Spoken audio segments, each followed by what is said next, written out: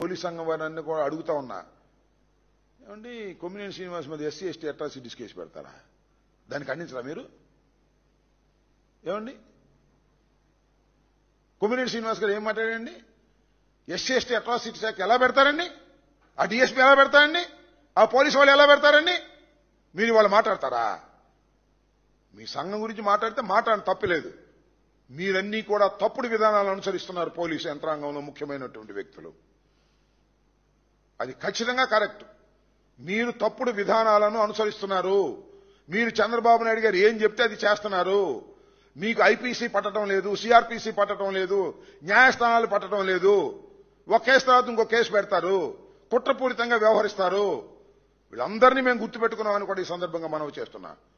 ఆ పోలీస్ సంఘం వారిని అడుగుతా ఉన్నా, అసలు ఎస్సీ ఎస్టీ అట్రాసిటీస్ కేసు ఎలా పెడతారు కొమ్మినేని శ్రీనివాస్ గారి మీద అని అడుగుతా ఉన్నా. జగన్మోహన్ రెడ్డి గారి మీద కేసు ఎలా పెడతారని అడుగుతా ఉన్నా. కారు యాక్సిడెంట్ లో సింగేజ్ చనిపోతే ఎవరు కారు కింద పడ్డాడో కూడా తెలియకోకుండా మీరు జగన్మోహన్ రెడ్డి గారి మీద, మంత్రుల మీద కేసు ఎలా పెడతారని అడుగుతా ఉన్నా. పోలీసు అధికారుల్ని లేదా ఆ సంఘాలని చెప్పండి దీనికి సమాధానం. మీరు ఏ రాజకీయ నాయకులు అంటే తమాషాగా ఉన్నారనుకుంటున్నారా మీరు? మీ సంఘాలు మీకుంటే మా రాజకీయ సంఘాలు మాకు ఉంటాయని కూడా గుర్తుపెట్టుకోండి. మీరు దొన్నపోతు హీరింది అనగానే కట్టేని అని చంద్రబాబు చెప్పగానే పోలీస్ సంఘాలు వెళ్ళి మీటింగులు పెట్టి సమావేశాలు పెట్టి మాట్లాడతారు. ఈ రెండింటికి సమాధానం చెప్పండి ముందు. ఫస్ట్ ఆఫ్ ఆల్ ఇష్టం వచ్చినట్టుగా ప్రవర్తించడానికి ఇది చట్టబద్దమైన పరిపాలన అనే విషయాన్ని మీరు మర్చిపోవద్దని కూడా ఈ సందర్భంగా నేను చెప్పదలుచుకున్నా. ఇంకా రౌడీ షీట్ పెడతా అనొచ్చు ఐపీఎస్ ఆఫీసర్. జగన్మోహన్ రెడ్డి గారి సమావేశానికి జనాన్ని సమీకరిస్తే రౌడీ షీట్ పెడతా అనొచ్చా? ఏమండి మేము అనకూడదా? అంటున్నా. మేమన్నా ప్రభుత్వం దగ్గర నుంచి జీతాలు తీసుకుంటున్నావా? మేము ఉద్యోగాలు ఏమైనా చేస్తున్నావా? కాకి బట్టలు వేసుకుని ఉద్యోగాలు చేస్తూ తుపాకులు తీసుకుని మీకు చట్టాన్ని మీ చేతుల్లో కాపాడండిరా బాబు అని మీ చేతిలో పెడితే జగన్మోహన్ రెడ్డి గారి మీటింగ్కి వెళ్తే మేము రౌడీ షీట్లు పెడతాం. జగన్మోహన్ రెడ్డి గారి మీటింగ్కి మీరు జనాన్ని సమీకరిస్తే రౌడీ షీట్ పెడతాం అనొచ్చా? ఏమండి రౌడీ షీట్ పెట్టడానికి ఒక ప్రొసీజర్ ఉంది.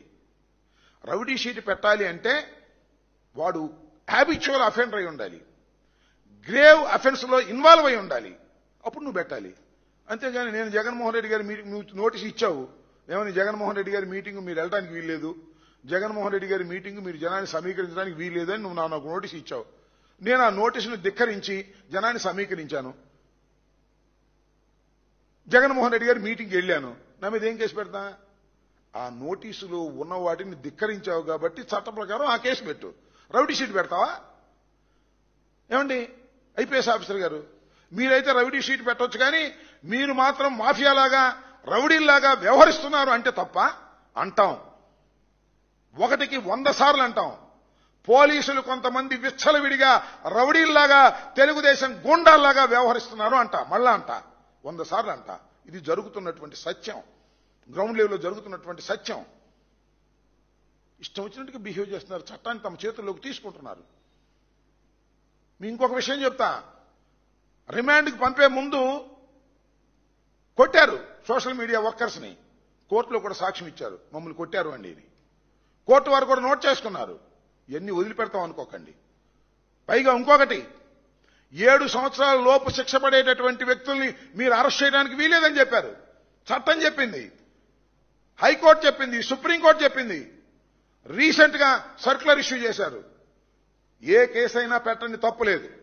7 సంవత్సరాల లోపు శిక్ష పడేటటువంటి సెక్షన్లు ఉన్నటువంటి వ్యక్తిని మీరు అరెస్ట్ చేయడానికి లేదు, 41 నోటీస్ ఇవ్వాలని చెప్తే మీరు అరెస్ట్ చేస్తారా? తీసుకెళ్తారా? కొడతారా? కోర్టులో ప్రొడ్యూస్ చేస్తారా? ఇది చట్ట వ్యతిరేకం కాదా? మీరేం చేస్తున్నారు? మాఫియాలాగా వ్యవహరించడం లేదా మీరు? అక్కడ లోకల్ ఎమ్మెల్యే చెప్పినట్టు, అక్కడ లోకల్ మినిస్టర్ చెప్పినట్టు, అక్కడ చంద్రబాబు నాయుడు గారు చెప్పినట్టు, అక్కడ లోకేష్ చెప్పినట్టు మీరు వ్యవహరిస్తున్నారు. అందువల్లనే మీరు మాఫియాలాగా ఉన్నారని మేము చెప్తున్నాం. మేము ఆధారాలతో సహా చెప్తున్నాం. ఈవెన్ డీజీపీ మాకు ఇంటర్వ్యూ ఇవ్వడు, ఎక్స్ మంత్రులు మేము ఇంటర్వ్యూ ఇవ్వడు, ఎక్స్ ఎమ్మెల్యేలకి మాకు ఇంటర్వ్యూ ఇవ్వడు, చెప్పుకోవడానికి అవకాశం లేదు. అడ్డగోలుగా మా మీద కేసులు పెట్టమని చెప్పేసి కింది ఎస్పీలతో ఆయన హుకుం జారీ చేస్తాడు. చట్టబద్దమైన అధికారులేమో పెట్టకుండా ఉంటారు. ఆ చిత్తూరు ఎస్పీ లాంటి ఆయనేమో బెదిరిస్తాడు, రౌడీ షీట్ పెడతామని.